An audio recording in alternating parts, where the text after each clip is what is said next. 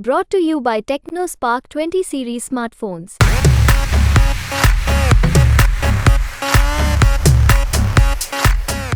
आप बताइए, आप जैसे वोट डालने जा रहे हैं आप अभी, तो किस तरीके से आप देखते हैं कि क्षेत्र में काम जो किया, अभी तक प्रचार किया है, जनता का रुख क्या है? जनता का रुख साफ है। जो इस बार इंडिया गठबंधन यहां से जीतने जा रहा है, 7 सीट जीतेगा, क्योंकि लोगों के मन में है जो मोदी जी की गारंटी जो है वो जुमला में बदल गया और केजरीवाल जी की गारंटी घर घर दिखाई दे रहा है।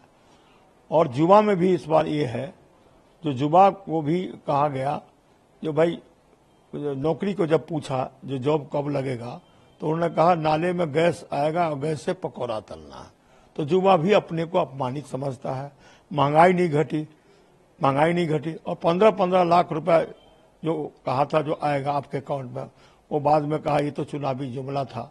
तो ये सब देखते हुए और केजरीवाल की गारंटी बिजली के रूप में, पानी के रूप में और जो स्वास्थ्य लाभ के रूप में, महिलाओं को बस यात्रा फ्री और एजुकेशन में जो इजाफा हुआ है, उसके लिए एजुकेशन इतना अच्छी एजुकेशन है जो फॉरेन के लोग भी स्कूल देखने आते हैं, अच्छी पढ़ाई हो रही है।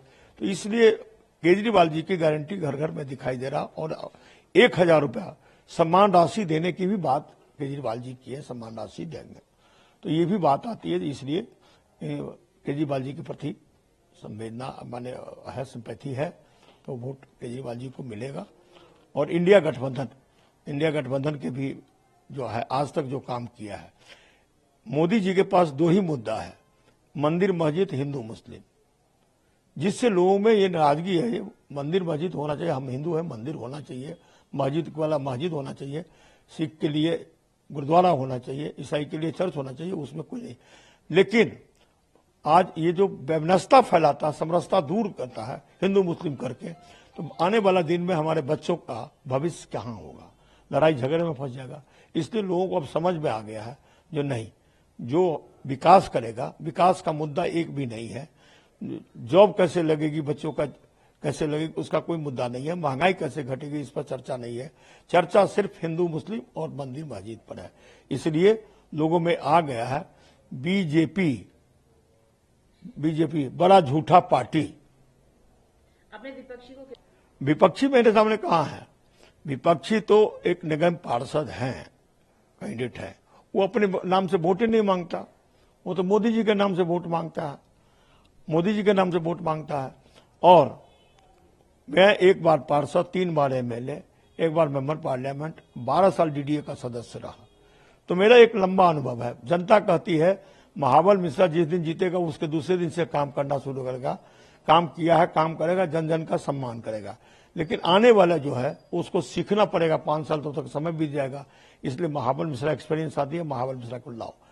अगर आप जीतते हैं तो आप क्या मुद्दों? मैं जीतूंगा तो सबसे पहले पश्चिमी दिल्ली में जैसे south campus, north campus university है, वैसे वेस्ट कैंपस लाने की बात करूंगा। और मेट्रो का विस्तार करूंगा, जैसे नजफगढ़ से ढांसा, नजफगढ़ से नांगलोई, नजफगढ़ से ब्रिजवासन होते हुए जयपुर रोड को जोड़ने की बात करूंगा। और मायापुरी चौक से भाया लाजबंती इसको जोड़ूंगा, जनकपुरी से जोड़ते हुए इनको द्वारका जोड़ूंगा। और इसमें हॉस्पिटल, इस संख्या के आधार पर हॉस्पिटल बनाने की बात करूंगा, तो और पार्किंग की बहुत बड़ी समस्या है, तो पार्किंग का भी व्यवस्था करने की कोशिश करूंगा।